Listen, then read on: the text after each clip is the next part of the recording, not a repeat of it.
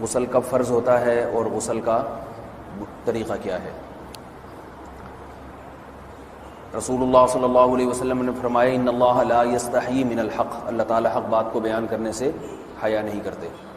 تو غسل کے جو مسائل ہیں ان میں بھی بعض دفعہ کچھ ایسی باتیں آتی ہیں جو بظاہر حیا کے خلاف ہیں، لیکن علم کی ایک بات ہے، سیکھنے اور سکھانے میں حیا اگر کریں گے تو پھر ظاہر ہے ساری زندگی جاہل ہی رہے گا انسان۔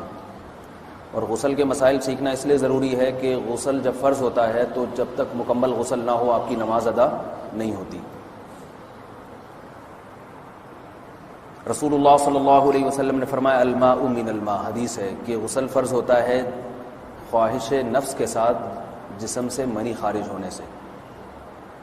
مرد پہ غسل کب فرض ہوگا؟ جب اس کے جسم سے شہوت کے ساتھ منی خارج ہو۔ منی بالکل سفید رنگ کی چیز ہے، ایک ہوتی ہے مزی۔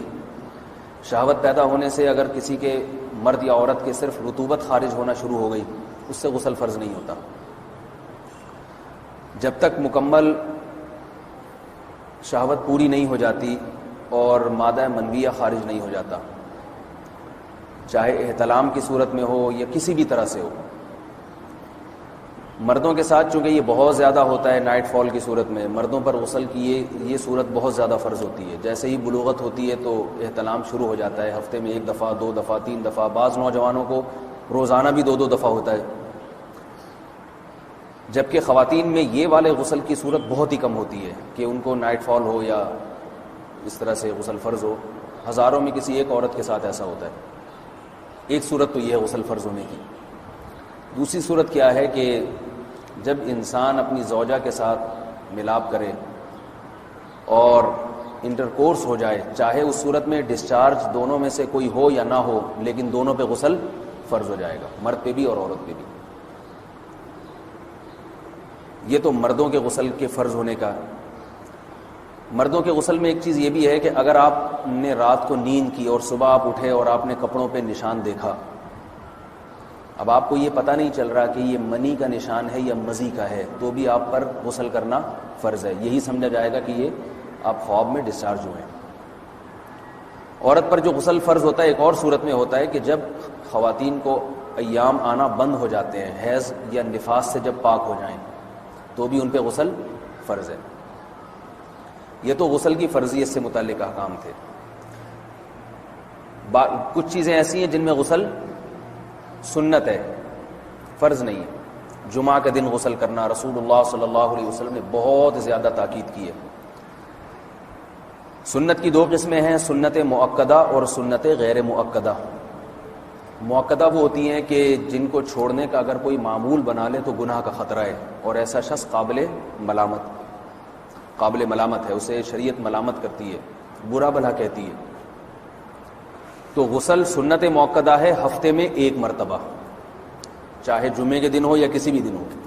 جو مسلمان ہفتے میں 1 دفعہ بھی نہیں نہاتا، وہ کتنا ہی نیٹ کلین ہو، مگر شریعت کی نظر میں وہ قابل ملامت ہے، اسے تانے دینے چاہیے کہ شرم نہیں آتی ہو مسلمان مگر رہتے ہو بھنگیوں اور چماروں کی طرح۔ ملامت تو اسی کو کہتے ہیں نا۔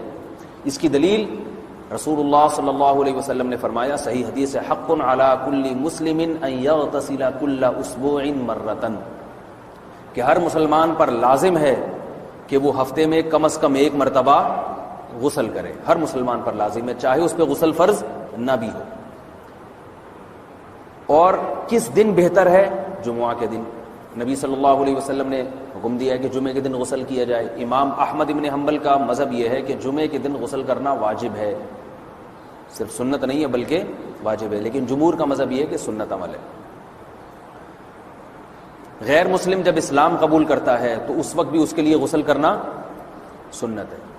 جب ہم مردے کو نہلاتے ہیں تو جو مردے کو نہلائے اس کے لیے بھی خود غسل کرنا افضل ہے، سنت عمل ہے۔ عید کے دن غسل کرنا سنت عمل ہے۔ تو یہ وہ تمام مواقع ہیں جن میں غسل کرنا رسول اللہ صلی اللہ علیہ وسلم کی سنت ہے۔ غسل کا طریقہ کیا ہے؟ غسل میں 3 چیزیں فرض ہیں: منہ بھر کے قلی کرنا، ناک میں پانی ڈالنا کہ ناک کی جو نرم جگہ ہے یہ اچھی طرح تر ہو جائے، اور پورے جسم پہ ایک مرتبہ پانی بہا دینا کہ جسم میں بال کے برابر جگہ بھی خشک نہ رہے. یہ تو ہے فرض، یعنی یہ کام کسی نے کسی بھی طرح سے کر لیا تو غسل ادا ہو جائے گا، چاہے اس کی نیت غسل کی تھی یا نہیں تھی. کوئی آدمی چلتا ہوا جا رہا ہے، پھسل کے تالاب میں گر گیا، پورے غوطے کھا کے باہر نکلا، کلی کر لے اور ناک میں پانی ڈال لے تو غسل اس کا ادا ہو جائے گا. البتہ چونکہ نیت نہیں تھی لہذا غسل کا ثواب نہیں ملے گا، ثواب نیت کے بغیر نہیں ملتا انسان کو. دلائل اس کے الگ موضوع ہے کہ اس کی دلیل کیا ہے کہ بغیر نیت کے بھی غسل ہو جاتا ہے، لیکن میں نے بتایا دلائل کا سیشن نہیں ہے، اس میں پھر بات لمبی ہو جائے گی. تو یہ تو ہے فرض، پورے جسم پہ پانی بہانا کلی اور ناک میں پانی. سنت طریقہ کیا ہے؟ رسول اللہ صلی اللہ علیہ وسلم غسل کیسے کرتے تھے؟ سنت طریقہ جس پہ جو اختیار کرنا چاہیے وہ طریقہ یہ ہے کہ جب آپ غسل کے لیے بیٹھیں تو سب سے پہلے وہ جگہ دھوئیں جہاں نجاست اور ناپاکی لگی ہوئی ہے. نائٹ فال ہوا، کسی کو احتلام ہوا، تو جہاں جہاں گندگی لگی ہے پہلے اس جگہ کو دھوئیں. استنجا کریں، شرمگاہ کو دھوئیں اچھی طرح. سمجھ رہے ہیں بات کو؟ اس کے بعد ہاتھ دھوئیں اور مکمل وضو کریں جیسے ہم عام حالات میں وضو کرتے ہیں. مکمل وضو کرنے کے بعد دائیں کندھے پہ پانی ڈالا، لیفٹ سائڈ پہ پانی ڈالا. پہلے زمانے میں تو چلو سے غسل ہوتا تھا، ہاتھ دھو لیے تو اب چلو سے پانی لے کے یہاں ڈالا جا رہا ہے، چلو سے پانی لے کے یہاں ڈالا جا رہا ہے، پورے جسم پہ ملا جا رہا ہے، اور چلو سے پانی لے کے 3 دفعہ سر پہ ڈالا جا رہا ہے.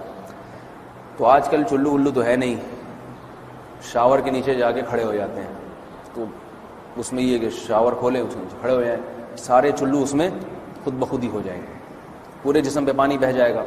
نبی صلی اللہ علیہ وسلم کے دور میں یہ جدید چیزیں نہیں تھیں، شیمپو اور صابن، تو آپ صلی اللہ علیہ وسلم بیری کے پتوں سے غسل کی ترغیب دیا کرتے تھے. بیری کے پتوں کو اگر پانی میں پکایا جائے تو پانی میں میل کچیل صاف کرنے کی صلاحیت بہت بڑھ جاتی ہے.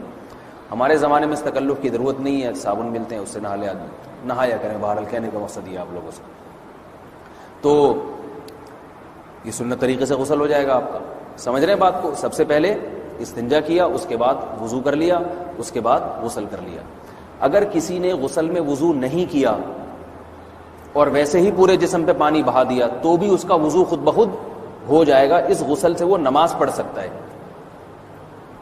کیونکہ بعض لوگ غسل کرنے کے بعد دوبارہ وضو کر رہے ہوتے ہیں. اس کی ضرورت نہیں ہے، کیونکہ جب غسل کرتے ہیں تو وضو والے اعضاء تو خود بخود اس میں دھل جاتے ہیں.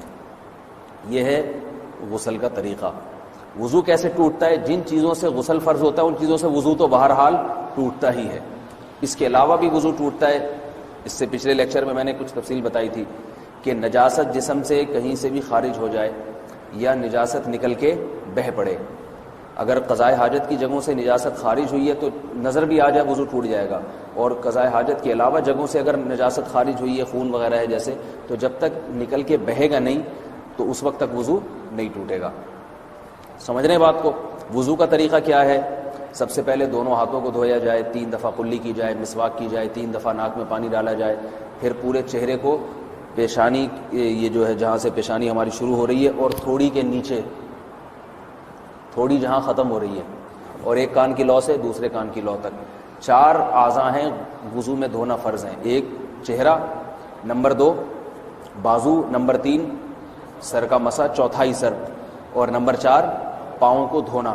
اس کی دلیل قرآن مجید کی مشہور آیت ہے فَاغْسِلُوا وُجُوهَكُمْ وَأَيْدِيَكُمْ إِلَى الْمَرَافِقِ. اللہ فرماتے ہیں ایمان والو جب نماز کا ارادہ ہو تو اپنے چہروں کو اور اپنے ہاتھوں کو دھو، سر کا مسا کرو اور پاؤں کو ٹخنوں سمیت دھو. دھونے کا حکم ہے قرآن مجید میں. البتہ سر کے بارے میں یہ نہیں ہے پورے سر کا مسا کرو، بلکہ آ رہا ہے وَامْسَحُوا بِرُؤُوسِكُمْ. با کا لفظ ہے، با آتی ہے تبعیض کے لیے کہ سر کے بعض حصے کا مسا. اب بعض حصے کا قرآن حدیث میں کہیں تذکرہ نہیں ہے، تو اس میں فقہاء کرام کے اجتہادات ہیں. امام شافعی فرماتے ہیں تھوڑا سا بھی ٹچ کر لیا سر کو ہو جائے گا. امام ابو حنیفہ فرماتے ہیں نہیں، کم از کم 1/4 کا ہونا ضروری ہے. سب کے اپنے اپنے دلائل ہیں، ان دلائل میں نہیں جاتا. فقہ حنفی کو جو فالو کرنے والے ہیں تو ان کو چاہیے کم از کم 1/4 سر کا مسا. یہ فرض ہونے کے لیے ضروری، مگر سنت کیا ہے؟ پورے سر کا مسا. نبی صلی اللہ علیہ وسلم دونوں ہاتھوں کو بھگو کے پورے سر کا مسا کرتے تھے ایسے. سمجھ رہے بات کو؟ اور مسا کے جو یہ ٹیکنیکل طریقے ہیں کہ آپ یوں پہلے انگلی بنائیں، پھر یوں لے کر جائیں، پھر یوں گھما کے لائیں، پھر یوں، یہ ٹیکنیکل طریقے حدیث سے ثابت نہیں. مسا کا طریقہ کیا ہے؟ بھیگا ہوا ہاتھ لے کے ایسے پورے سر کو ہو گیا. پھر حدیث میں یہ بھی ہے کہ یوں لے جاؤ اور یہ بھی ہے کہ دو واپس بھی لے کر آؤ، دونوں طرح سے ثابت ہے۔ تو ایسے بھی کر سکتے ہیں کہ یوں لے جائیں، اور ایسے بھی کر سکتے ہیں لے کے جائیں اور پھر واپس بھی لے آئیں، دونوں طریقے جائز ہیں۔ لیکن کم از کم سنت اتنی ہے کہ پورے سر کا مسح ہونا چاہیے۔ بعض لوگوں کو شو مارنے کا شوق ہوتا ہے، اگر وہ واپس لائیں تو بال ان کے خراب ہو جاتے ہیں، کہتے ہیں یار یہ پھر مسئلہ خراب ہو جائے گا، تو پھر ایسے لوگ صرف یوں ہی لے جائیں کافی ہے۔ افضل تو یہ کہ یوں بھی لے جائیں یوں بھی لے جائیں، دونوں طرح سے صحیح ہے، بہرحال دونوں حدیث سے ثابت ہیں۔ سمجھ رہے بات کو؟ اور یہاں ایک اہم مسئلہ بتا دوں، قرآن مجید نے پاؤں کو دھونے کا حکم دیا ہے، پاؤں پہ مسح کرنے کا حکم نہیں دیا، اور حدیث میں خفین پر مسح کرنے کا حکم ہے۔ تو قرآن اور حدیث کو فقہا نے جمع کیا ہے، لہذا وہ موزے جن میں آسانی سے پاؤں دھوئے جا سکتے ہیں ان میں چاروں ائمہ کے نزدیک پاؤں پہ مسح کرنا جائز نہیں۔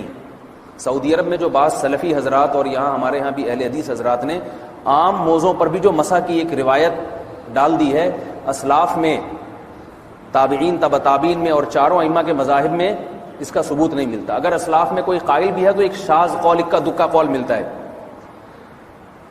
ورنہ یہ ائمہ اربعہ کے مذہب کے خلاف ہے، اور جو احادیث جو نقل ہوتی ہیں صحیح سند کے ساتھ ان کے بھی خلاف اور قرآن کی آیت کے بھی خلاف ہے۔ اس لیے کسی نے عام ساکس پہ اگر مسح کر لیا، جو عام طور پہ آفس پہن کے جاتے ہیں لوگ، اس میں تو پاؤں، آپ اگر ساکس کو پانی کے نیچے رکھیں پورا پاؤں دھل جائے گا آرام سے، تو وہاں کیا ہو رہا ہے کہ قرآن مجید کے حکم کی مخالفت لازم آ رہی ہے، آپ پاؤں دھو نہیں رہے۔ تو اس لیے ہم یہ سمجھتے ہیں کہ اس صورت میں نماز ادا نہیں ہوگی۔